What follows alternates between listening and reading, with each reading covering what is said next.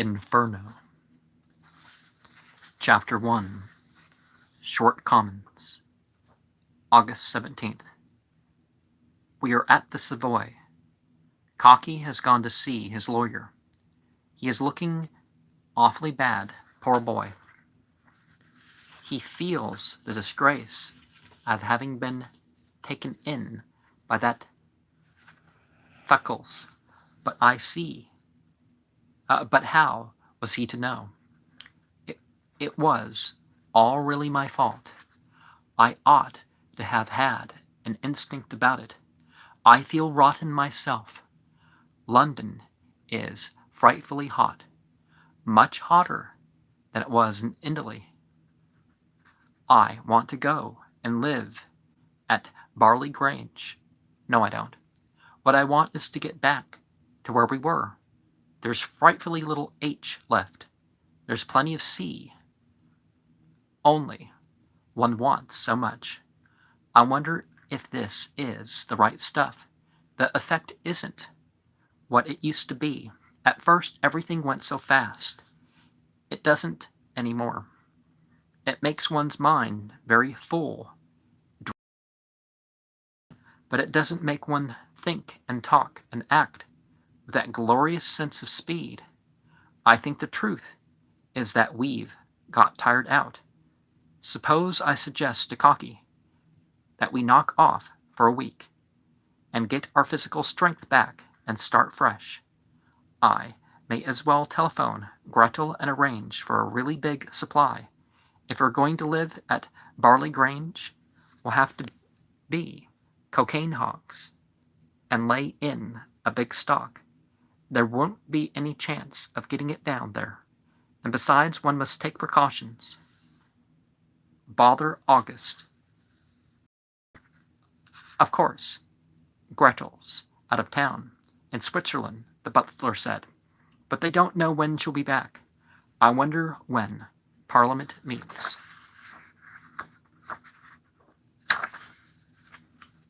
Cocky came back for lunch, with a very long face. Mr. Wolfe gave him a good talking to about money. Well, that's perfectly right. We had been going the pace. Cocky wanted to take me out and buy me some jewelry to replace what was stolen, but I wouldn't let him accept a new watch and a wedding ring. I've got a horrid feeling about that. It's frightfully unlucky to lose your wedding ring. I feel as if the new one didn't belong to me at all. We had a long talk about Gretel being away.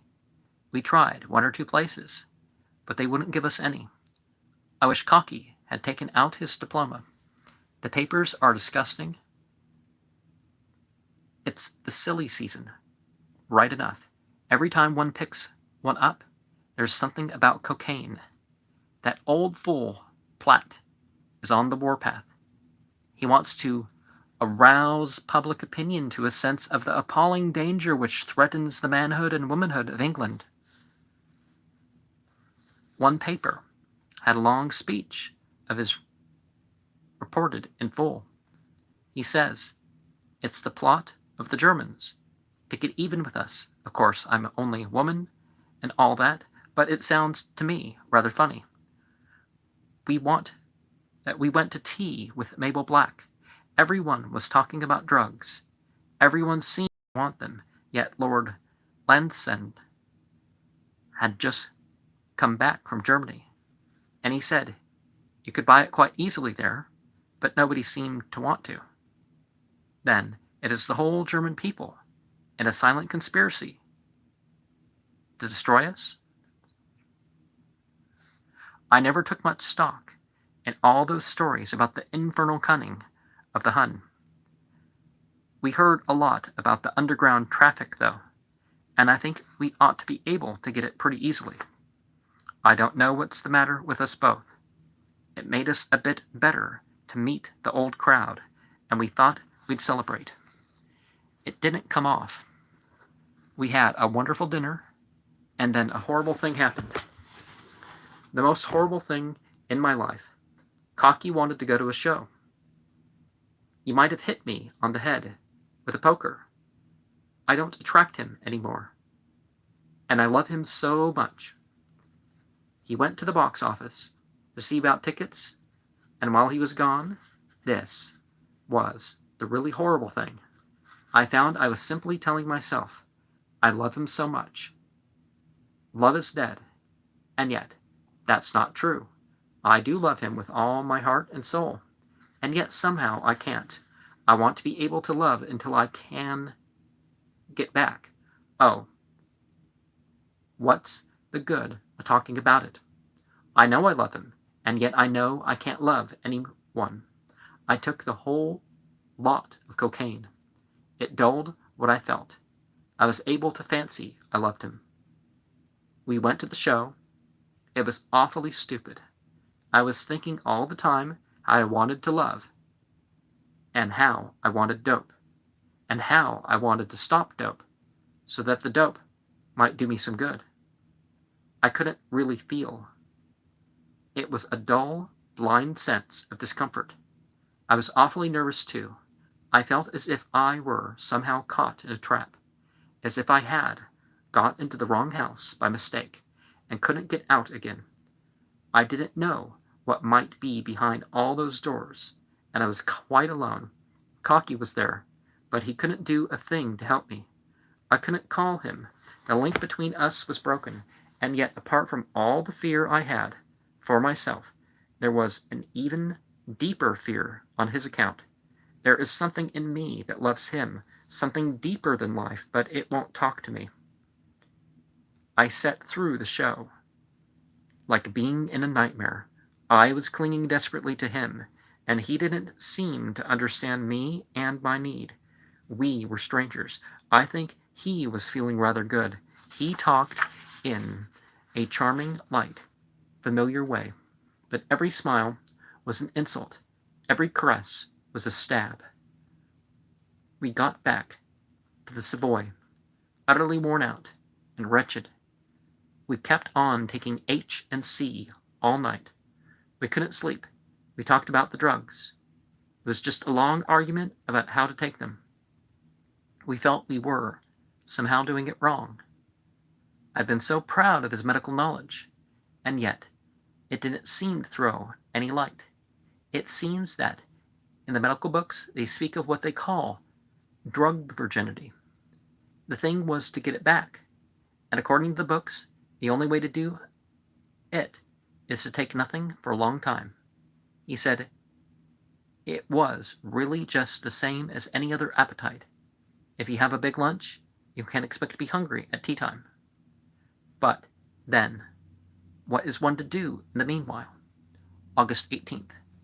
We lay in bed very late. I didn't seem to miss my sleep, but I was too weak to get out of bed. We had to buck ourselves up in the usual way, and managed to get downstairs for lunch. London is quite empty and terribly dull. We met Mabel Black by accident, walking in Bond Street. She is looking frightfully ill. I can see she dopes too, hard. Of course, the trouble with her is she hasn't got a man. She has a lot of men round her. She could marry any day she liked. We talked about it a bit. She hasn't got the energy, she said, and the idea of men disgusts her. She wears the most wonderful boots. She has a new pair almost every day and hardly ever puts the same pair on twice. I think she's a bit crazy. London seems different somehow. I used to be interested in every funny little detail. I want to get back to myself. Drugs help me to get almost there. But there's always one little corner to turn, and they never take one round. We've got back from Bond Street, bored and stupefied. We went off unexpectedly to sleep, and when we woke, it was this morning. I can't understand why a long sleep like that doesn't refresh one. We're both absolutely fact. Cocky said a meal would put us right, and he rang down for breakfast in bed, and when it came, we couldn't either of us eat it. I remember what Dee said about the spiritual life. We were being prepared to take our places in the new order of humanity. It's perfectly right that one should have to undergo a certain amount of discomfort. You couldn't expect anything else. It's nature's way. We picked ourselves up with 5 or 6 goes of heroin. It's no use of taking cocaine unless you're feeling pretty good already. The supply is really awfully small. Confound this silly holiday habit. It really isn't fair of Gretel to let us down like this. We went to the Café Wisteria. Somebody introduced us to somebody that said he could get all he wanted. But now there was a new nuisance. The police find it troublesome and dangerous to attend to the crime wave. Besides, they're too busy enforcing regulations. England's altogether different since the war. You never know where you are. Nobody takes any interest in politics in the way they used to, and nobody bothers any more about the big ideas. I was taught about Magna Carta and the liberty of the individual, and freedom slowly broadening down from precedent to precedent, and so on and so forth. All sorts of stupid interference with the rights of the citizens gets passed under our noses without our knowing what it is. For all I know, it may be a crime to wear a green hat with a pink dress. Well, it would be a crime, but I don't think it's the business of the police. I read in a paper the other day that a committee of people in Philadelphia had decided that a skirt must not be less than 7.5 inches from the ground, or not more. I don't know which, and I don't know why. Anyhow, the net result is that the price of cocaine has gone up from £1 an ounce to anything you like to pay. So of course everybody wants it, whether they want it or not. And anybody but a member of Parliament would know that if you offer a man 20 or 30 times what a thing is worth in itself, he'll go to a lot of trouble to make you want to buy it. Well, we found this man was a fraud. He tried to sell us packets of snow in the dark. He tried to prevent Cocky from examining the stuff by pretending to be afraid of the police. But as it happened, Cocky's long suit was chemistry. He was the wrong man to try to sell powdered borax to at a guinea a sniff. He told the man he'd rather have Beechman's pills. What I love about Cocky is the witty way he talks. But somehow or other, the flashes don't come like they did, not so often. I mean, besides which, he seems to be making his jokes to himself.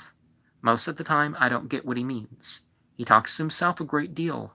For another thing, I get a feeling of absolute repulsion. I don't know why it is. The least thing. It irritates me. Absurdly. I think it's because every incident, even the things that are pleasant, distracts my mind from the one thing that matters: how to get a supply and go down to Kent and lay off for a bit and have a really good time like we used to last month. I am sure love would come back if we did. And love's the only thing that counts in this world or the next.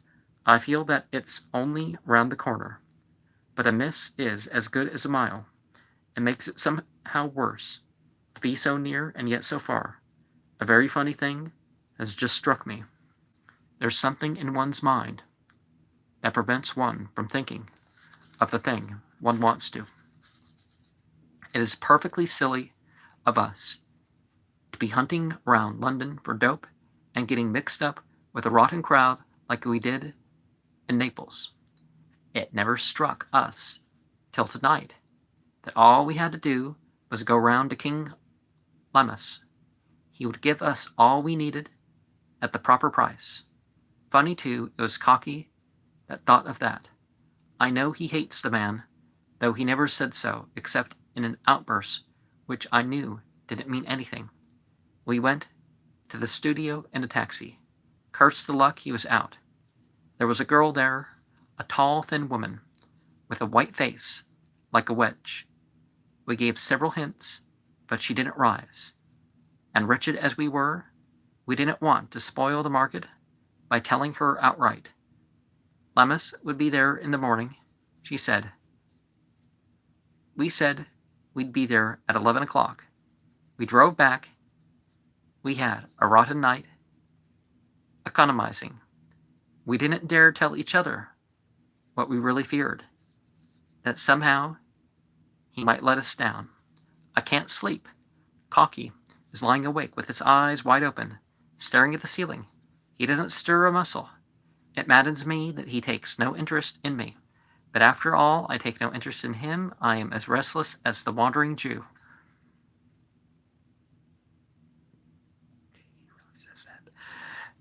At the same time, I can't settle down to anything. I keep on scribbling at this stuff in my diary. It relieves me somehow to write what I feel. What is so utterly damnable is that I understand what I am doing. This complaining, rambling rubbish is the substitute, which has taken the place of love. What have I done to forfeit love? I feel as if I had died and got forgotten in some beastly place where there was nothing but hunger and thirst. Nothing means anything anymore except dope, and dope itself doesn't really mean anything vital. I am so tired, so tired, so tired. My premonition was right about Lemmas. There was a very unpleasant scene. We were both frightfully wretched when we got there. I can't get my hands and feel warm. There's something wrong with my writing. Peter Pan thought it best to remind him in a jocular way about his remark that we were come when we needed him, and then introduce the subject of what we needed. But he took the words brutally out of our mouths. You needn't tell me what you need, he said. The lack is only too obvious. He said it in a non-committal way, so that we couldn't take offense.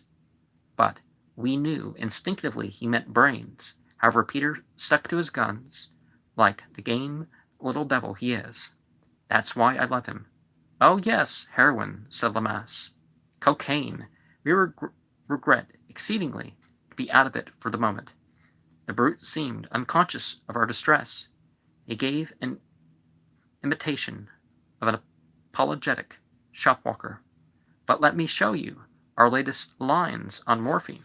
Cocky and I looked at each other wanly. Morphine would no doubt be better than nothing. And then, if you please, the beast pulled a review with a blue cover out of a revolving blue case and read aloud a long poem. His intonation was so dramatic, he gave so vivid a picture, that we sat spellbound. It seemed as if he had long pincers twisted in our entrails and were wrenching at them. He gave me the verses when he had finished. You ought to paste these, he said, in your magical diary. So I have. I hardly know why. There's a sort of pleasure in torturing oneself, is that it? Thirst. Not the thirst of the throat,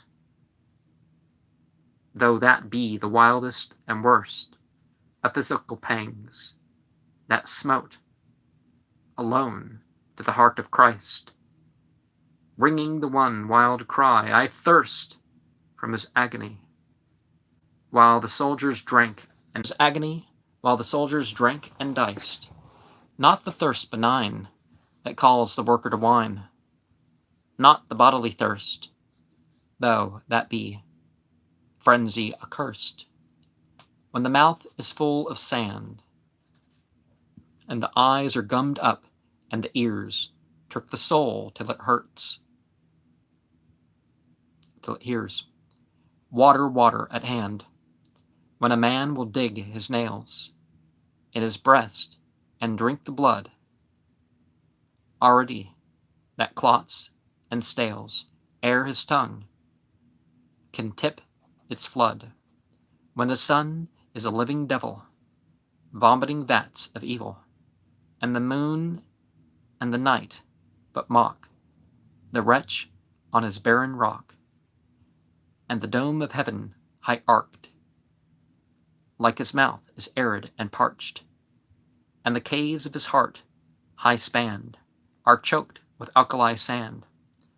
Not this, but a thirst uncharted, body and soul alike, traitors turned black-hearted, seeking a space to strike, and a victim already attuned to one vast chord of wound, every separate bone, cold and incarnate groan, distilled from the icy sperm of hell's implacable worm, every drop of the river, of blood aflame and a quiver, with poison secret and sour, with a sudden twitch at the last, like certain jagged daggers, with bloodshot eyes dull blast, the screaming Malay staggers through his village aghast, so blood retches its pain, sardonic through heart and brain, every separate nerve awake and alert on a curve, whose asymptote's name is never, in a hyperbolic forever. A bitten and burning snake, striking its venom within it, as if it might serve to slake the pain for the tithe of a minute. Awake, forever awake, awake as one never is, while asleep is a possible end, awake in the void, the abyss, whose thirst is an echo of this, that martyr's world without end, world without end. Amen. The man that falters and yields, for the Proverbs month and an hour, to the lure of the snow-starred fields, where the opium poppy's a flower, only the prick of a needle, charged from a wizard well. Is this sufficient to wheedle a soul from heaven to hell?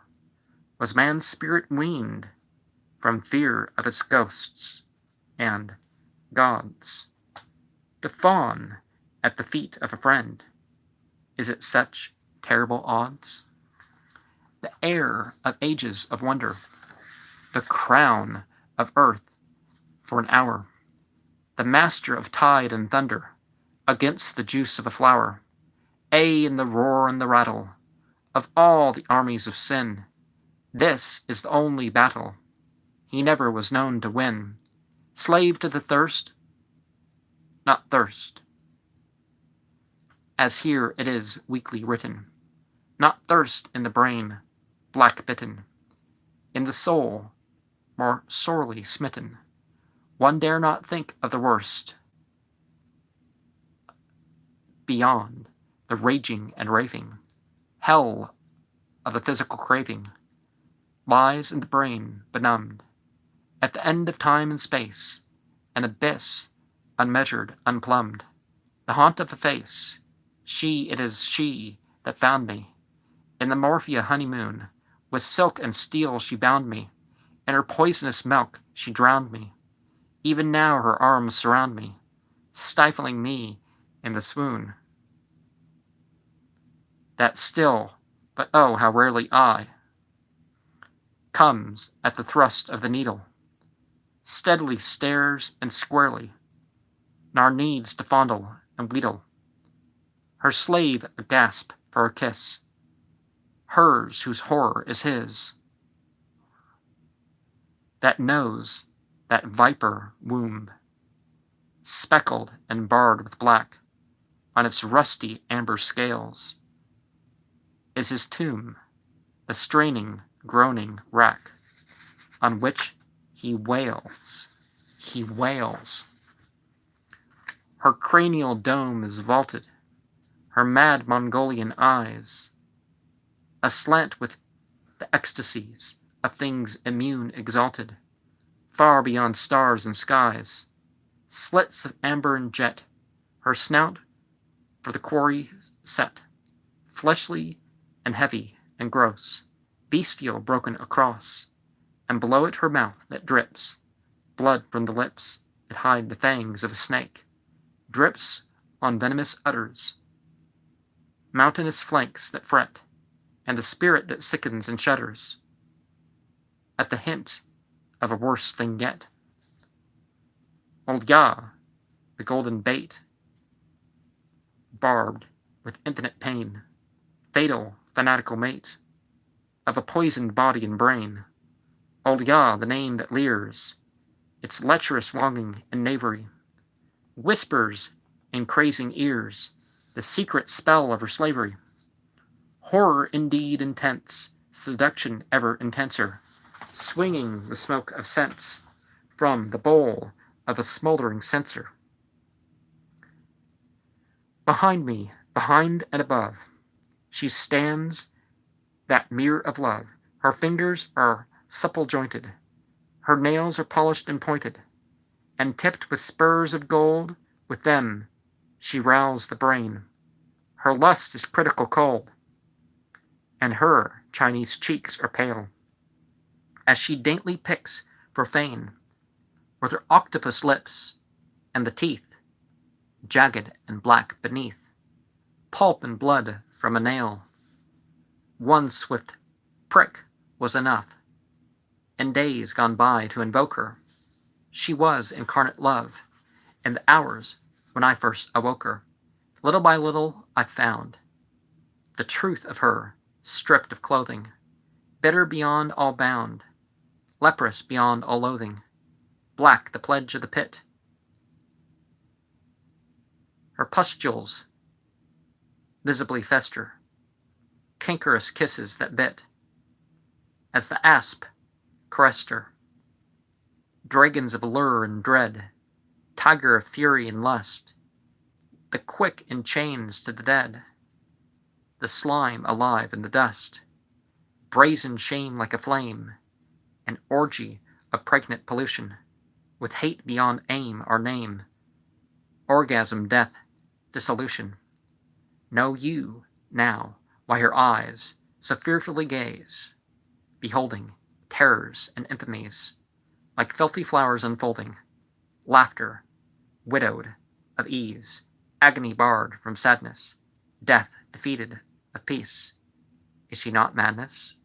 She waits for me, lazily, leering, as moon goes murdering moon. The moon of her triumph is nearing. She will have me wholly soon. And you Puritan others, who have missed the morphia craving, cry scorn if I call you brothers, curl lip at my maniac raving, fools 7 times beguiled. You have not known her. Well, there never was a need, she smiled, to hurry you into hell. Morphia is but one spark of its secular fire. She is the single sun, type of all desire. All that you would, you are, and that is the crown of a craving. You are slaves of the wormwood star. Analyzed, reason is raving, feeling examined is pain. What heaven word hope for a doubt of it? Life is anguish insane, and death is not a way out of it. Olga, too, reminds me of myself. I have a morbid wish to be an impossible monster of cruelty and wickedness. Lemmus had told me that long ago. He said it was the phantasm which summed up my longing to revert to type. La nostalgie de la boue. Cocky lost all his dignity. He pleaded for just one sniff. We weren't really very bad, but the description of the thirst in that horrible poem made us feel thirsty. My dear man, said Lemmus very brutally, I'm not a dope peddler. You've come to the wrong shop. Cocky's head was drooping, and his eyes were glassy. But the need of dope drove him desperately to try every dodge. Hang it all, he said with a little flash of spirit. You encourage us to go on. Certainly, admitted Lemmas. And now I'm encouraging you to stop. I thought you believed in do what you like. You're always saying it. I beg your pardon, came the sharp retort. I never said anything of the kind. I said, do what thou wilt. And I say it again, but that's a horse of quite a different color. But we need the stuff, pleaded Peter. We've got to have it. Why do you induce us to take it? Why, he laughed subtly, it's my will to want you to do your will. Yes, and I want the stuff. Acute psychologist as you are, Sir Peter, you have failed to grasp my meaning. I fear I express myself badly. Cocky was boiling inward, yet he was so weak and faint that he was like a lamb. I myself would have killed Lemmas if I had the means. I felt he was desperately torturing us for his own enjoyment. Oh, I see, said Cocky. I forgot what you were. What's your figure? The point-blank insult did not even make him smile. He turned to the tall girl who was at the desk correcting proofs. Note the characteristic reaction, he said to her, as if we had been a couple of rabbits that he was vivisecting. They don't understand my point of view. They misquote my words after hearing them every time we have met. They misinterpret 4 words of 1 syllable. Do what thou wilt. Finally realizing their lack of comprehension, they assume at once that I must be one of the filthiest scoundrels unhanged. He turned back to Cocky with a little bow of apology. Do try to get some idea of what I am saying, he said very earnestly. I was bursting with hatred, brimming with suspicion, aghast with contempt, yet he forced me to feel his sincerity. I crushed down the realization with furious anger. I encourage you to take drugs, he went on, exactly as I encourage you to fly. Drugs claim to be every man's master. Is it such terrible odds, with the air of ages of wonder, the crown of earth for an hour, the master of tide and thunder, against the juice of a flower, in the roar and the rattle of all the armies of sin? This is the only battle he never was known to win. You children are the flower of the new generation. You have got to fear nothing. You have got to conquer everything. You have got to learn to make use of drugs as your ancestors learned to make use of lightning. You have got to stop at the word of command and go on at the word of command according to circumstances. He paused. The dire need of the drug kept Peter alert. He followed the argument with intense activity. Quite, he agreed, and just at the moment the word of command is, go on. The face of King Lemmas flowered into a smile of intense amusement, and the girl at the desk shook her thin body as if she were being deliciously tickled. Intuition told me why. They had heard the argument before. Very cleverly put, Sir Peter. It would look well in a broad frame, very plain, of dark mahogany, over the mantelpiece, perhaps. For some reason or other, the conversation was pulling us together. Though we had no dope, we both felt very much better. Cocky fired his big gun. It's the essence of your teaching, surely, Mr. Lemmas, that every man should be absolute master of his own destiny. Well, admitted the teacher, with an exaggerated sigh. I expected to be beaten in argument. I always am. But I, too, am the master of mine. If power acts why, then is power weakness, as we read in the book of the law? And it's not my destiny to give you any drugs this morning. But you're interfering with my will, protested Cocky, almost vivaciously. It would take too long to explain, returned Lemmas. Why, I think, That remark unfair, but to quote the book of the law once more, enough of because, be he damned for a dog, instead let me tell you a story. We tactfully expressed eagerness to hear it. The greatest mountaineer of his generation, as you know, was the late Oscar Eckenstein. He went through a rather complicated gesture, quite incomprehensible, but it vaguely suggested to me some ceremonial reverence connected with death. I had the great good fortune to be adopted by this man. He taught me how to climb, in particular how to glissade. He made me start down the slope from all kinds of complicated positions, head first and so on, and I had to let myself slide without attempting to save myself until he gave the word, and then I had to recover myself and finish, either sitting or standing as he chose, to swerve or to stop. When he counted 5, and he gave me progressively dangerous exercises, of course. This sounds all rather obvious, but as a matter of fact, he was the only man who had learnt and who taught to glissade in this thorough way. The acquired power, however, stood me in very good stead on many occasions. To save an hour may sometimes mean to save one's life, and we could plunge down dangerous slopes where, for example, one might find oneself on a patch of ice while going at high speed. If one were not certain of being able to stop in an instant when the peril were perceived, we could descend perhaps 3,000 feet in 10 minutes, where people without that training would have had to go down step by step on the rope and perhaps found themselves benighted in a hurricane in consequence. But the best of it was this. I was in command of a Himalayan expedition some years ago, and the coolies were afraid to traverse a snow slope which overhung a terrific cliff. I called on them to watch me. I flung myself on the snow head first, swept down like a sack of oats, and sprang to my feet on the very edge of the precipice.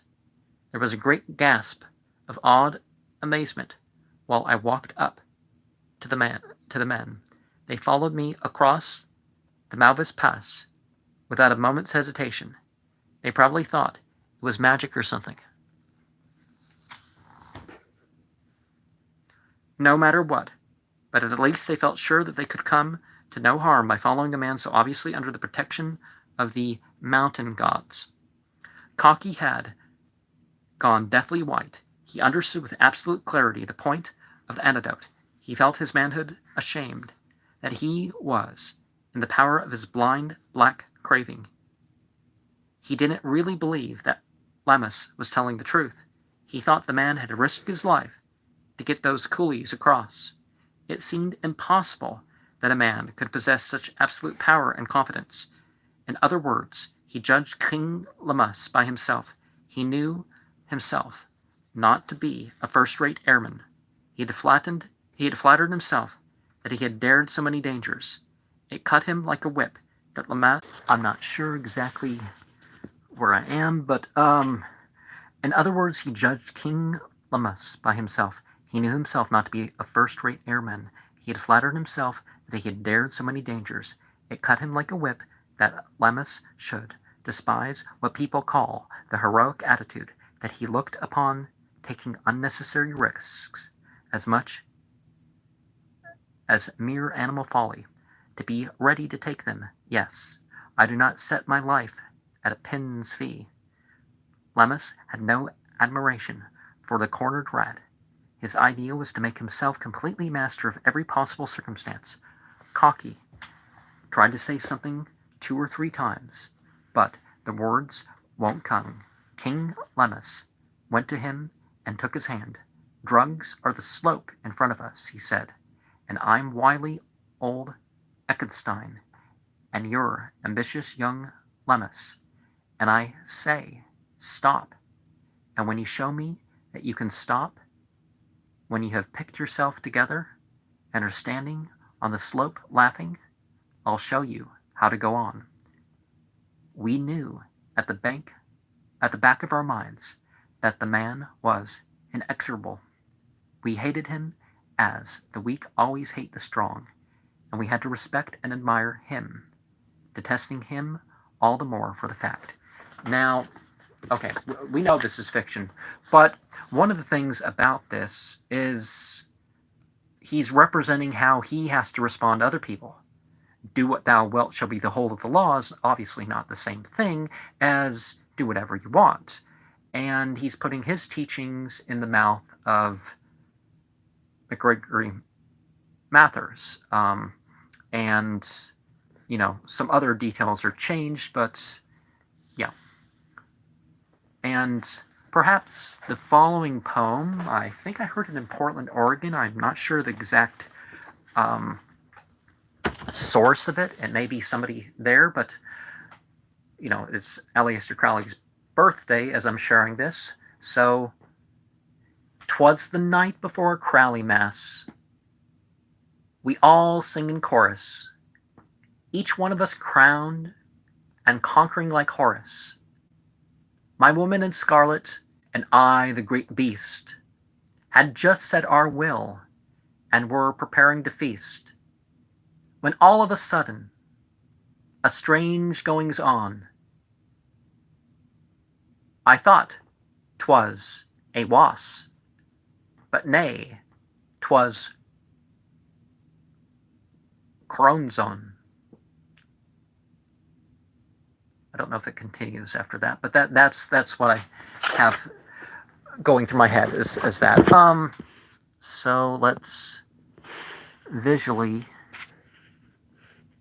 change this a bit here.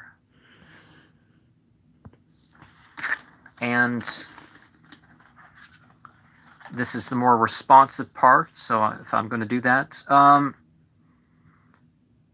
I worship and pay homage to that virtuous Lord who made mankind the greatest among all worldly creatures through the faculty of thinking, and by bestowing intellect for combating the demons, our wicked lust, for opposing them and even abstaining away from them. And there's a Kadimi sect of the Zoroastrians that have different Pahlavi readings of these, but I think we already went over that. With a bow, I pay homage to that omniscient and compassionate Lord, who through Spitaman Zartosht of holy Fervashe sent the trustworthy knowledge of religion for the people of the world with a view to attracting friendship toward himself, which can be acquired by means of innate wisdom, and wisdom acquired through the ears, i.e. learnt, for the knowledge and guidance of all persons who are, were, and will be. He sent the science of sciences, which is the beneficent mantra, chant, which mantra is the ennobler of the soul, helping to cross the Chinvat bridge with ease, the deliverer from hell, and the indicator of the way toward the best abode of righteousness, the bright, sweet-smelling, and all good. Now, in what we went over, Aleister Crowley is referred to as the one who wants to be wicked. Well, it's sort of a way of speaking of being yourself, truly yourself, because his mother put issues upon him, particularly after his father died, you could say, that he sort of more or less accepted. O merciful and compassionate Lord, O Lord, forgiver of sins, I accept, think, i.e., remember every moment, speak. Teach others by proclaiming and practice the pure religion of Zartosht sent by you, in accordance with your command, order, and bidding. I am steadfast upon performing every meritorious deed, and I return having repented. From all sinful acts I keep pure my personal conduct, having abstained from wicked lusts, the 6 powers of my soul, which are the power of thought, the power of speech, the power of action, the power of logic, discriminating good and evil, intelligence, and wisdom. O virtuous one, according to thy will, I can perform thy worship with good thoughts, good words, and good deeds, and for the sake of my own soul, I keep open the brilliant righteous path, i.e. the path of gaining heaven, so that after my death the grievous punishment of hell may not befall upon my soul. I shall pass over the Chinvat bridge and attain the paradise full of fragrance, all adorned and all comfortable. Now, Aleister Crowley would not, per se, necessarily, the turning over the will towards, the cause, put it in the same context as, say, Islam or Zoroastrianism, as most people are going to call it, would. But certainly, we have an individual purpose in that at least there's aspects of what we're supposed to do and not do that would fall under certain details. So we find that out. We attain our knowledge, as it were. And Luciferian isn't the same as you make, everybody's, you're trying to become everybody's savior or God or something like that. That's not what's going on. It's actually along the lines of that, you benefit on a transpersonal level. Now, I'm going to share here some of my journal. So, can describe at the time. Inside it was a light being. I recall not of it, except that it made numerous symbolic gestures. I knew not what most of them meant. Now, sometimes you just engage in the art of things, and you find out what they mean later, or you take note of your experience and interpret it later, Just go with the flow. I listened to more something. Abdu Samad Bastali, A Beginner's Guide to Dream Interpretation, Surah 1 to 100 to 114. Oh, okay. That's with that. So, Enochian Key 17, 7:02 to 8:05 p.m., Friday the 29th. I watched Pir Shabda Khan's Universal Dances of Peace, interviews Awakening the Heart, Iran, America, A World Between. I read Ensign, the LDS church magazine for adults, September 1984. Enochian Key 5, 7:52 to, wait, that's not right, 2:52 to 5:11 p.m.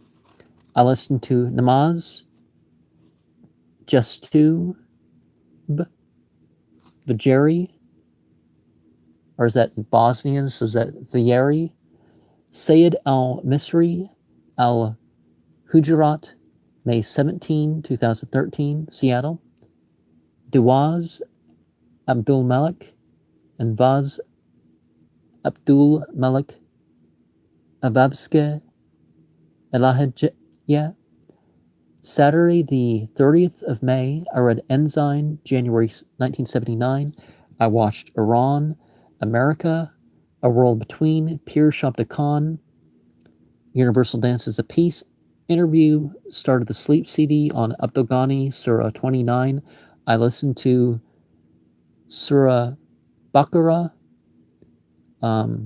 Surah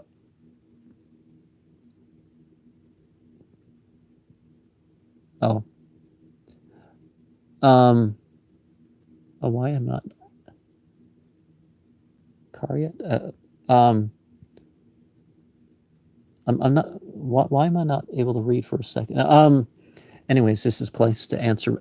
This is the program, part of the program to ask questions. When I do these, Enochian Key 6, 5:55 to 6:11 p.m. I went to lecture at Masjid An-Nur, lessons from the life of Rasulullah, Dr. Shahriar Ahmed,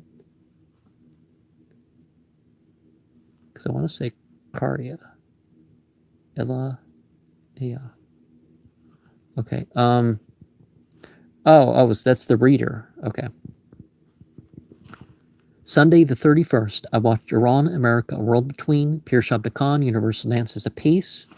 He's the one in North Carolina that, like, to know which religion they're practicing or believing in or something that day, you have to, like, look at the schedule.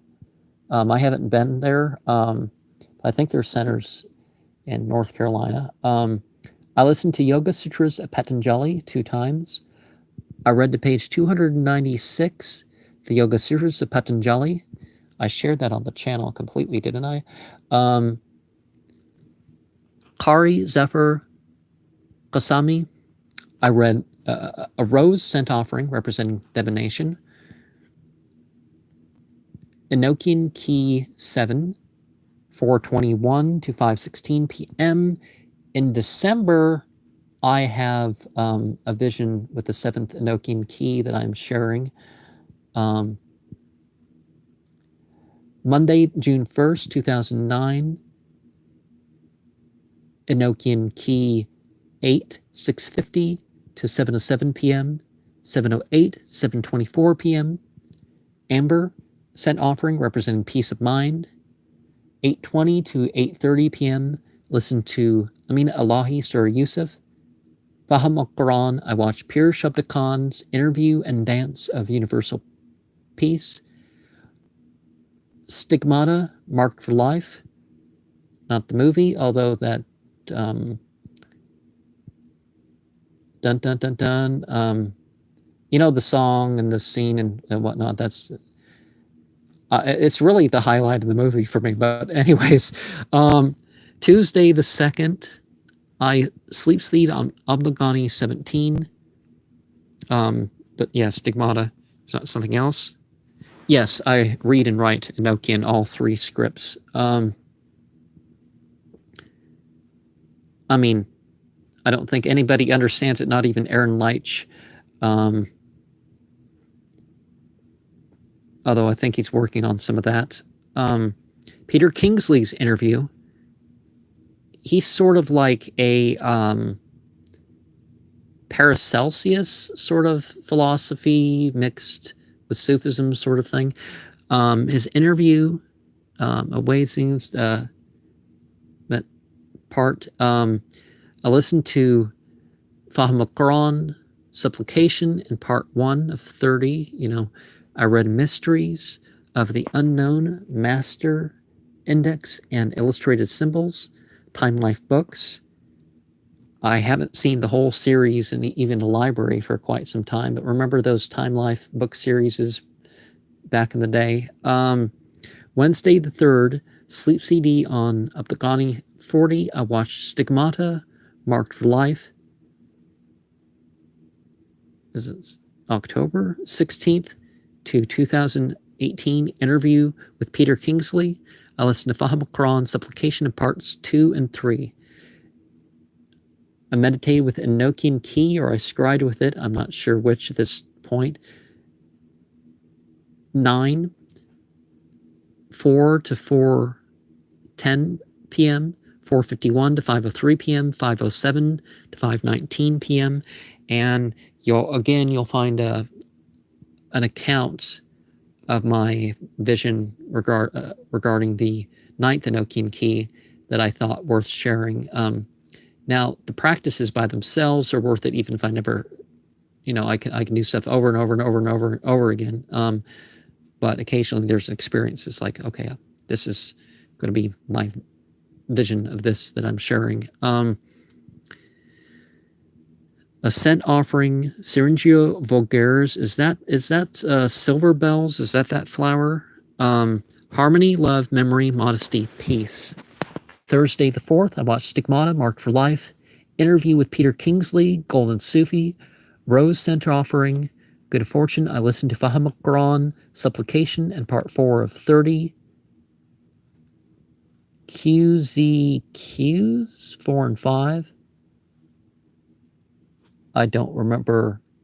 Kari, somebody anyways, Enochian Key 19, Ather 11, 7:22 to 7:48 p.m. Great and unusual stress caused. Used to bind on the meditation. Wait, used to aband on the meditation? Okay, I'm not sure what I meant there. Friday the 5th, I watched Stigmata, Marked for Life, interview with Peter Kingsley. I listened to QZQ, Surah 6 and 7. I think it was an on-the-spot sort of translation from a person from Afghanistan. Fahamokron, Supplication, and Part 5. The 12th Enochian Key, 2:55 to 3:10 p.m., 5:30 to 6:11 p.m. Saturday the 6th. The 19th Enochian Key, the 9th Ather, 2:47 to 3:28 p.m. I read page 282 to 287.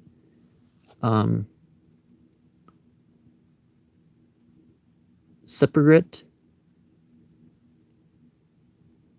Hausser Ladude. The whole list. Oh, did I listen to that or did I write it out?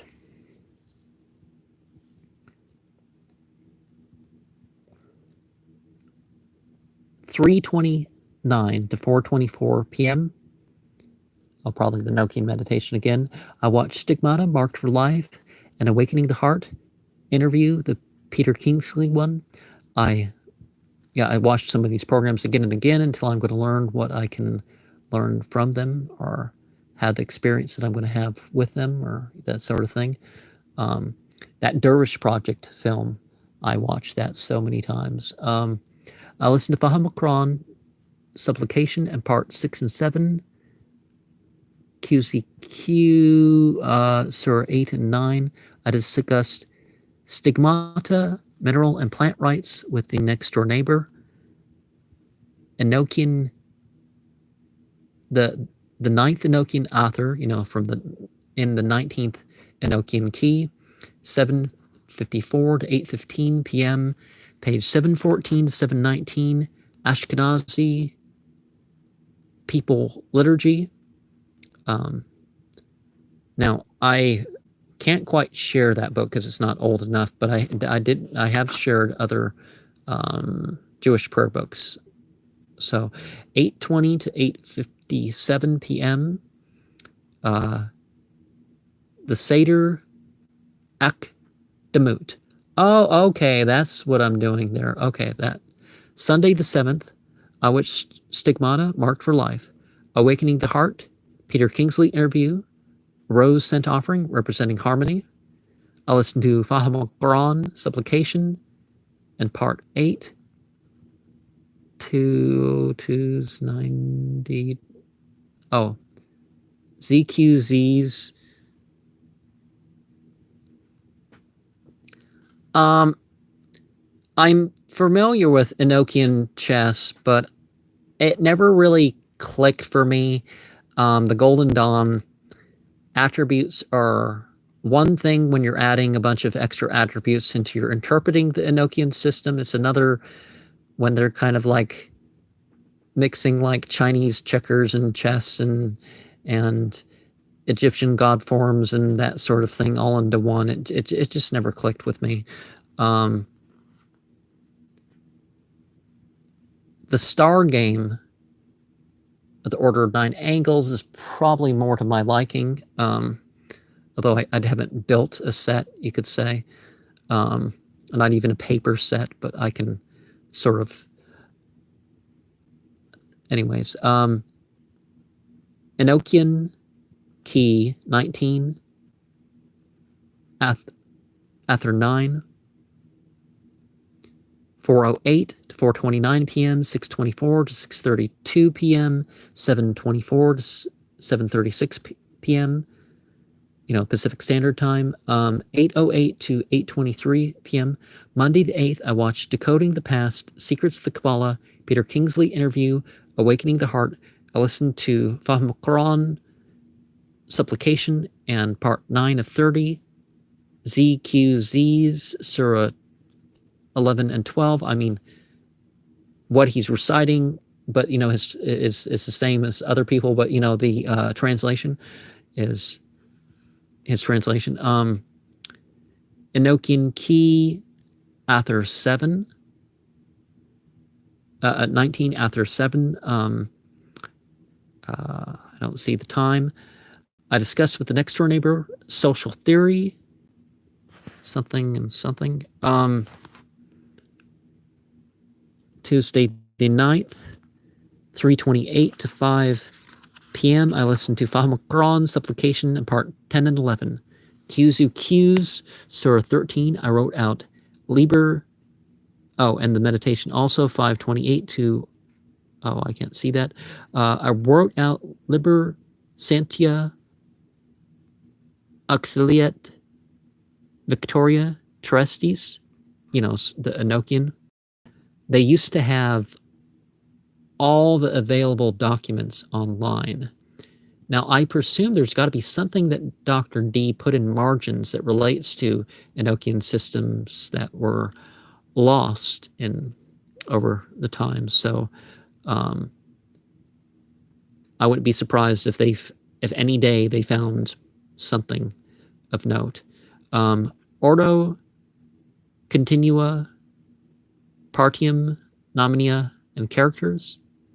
I watched Secrets of the Kabbalah and the extra interviews. And I watched the interview with Mata Lynn Barron from the Awakening the Heart, was it 2008 conference? Wednesday the 10th, Rose Scent Offering, Keeping Secrets. I listened to Fahim Quran, Supplication in Part 12 and 13. Qzu Q, Surah 14. I watched Decoding the Past, Secrets of the Kabbalah, bonus interviews.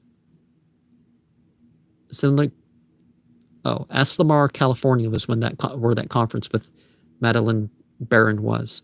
Enochian Key 19, Ather 6, 3:33 to 3:50 p.m., 7:35 to 7:52 p.m. Thursday the 11th, I listened to Fahim Quran, Supplication in Part 14, QZQ, Surah 15. I watched Decoding the Past, Secrets of the Kabbalah, interviews with Madeline Barron, and the rest of what I experienced here, I saw a sky blue rounded ring, large beyond what I can ascribe, what can be described at the time. Okay, so that's it there. Friday the 29th, trying to figure out what, because I said what month we're in, right? But any final things before I go? The phone's messing with me here. Do what thou wilt shall be the whole of the law. Love is the law. Love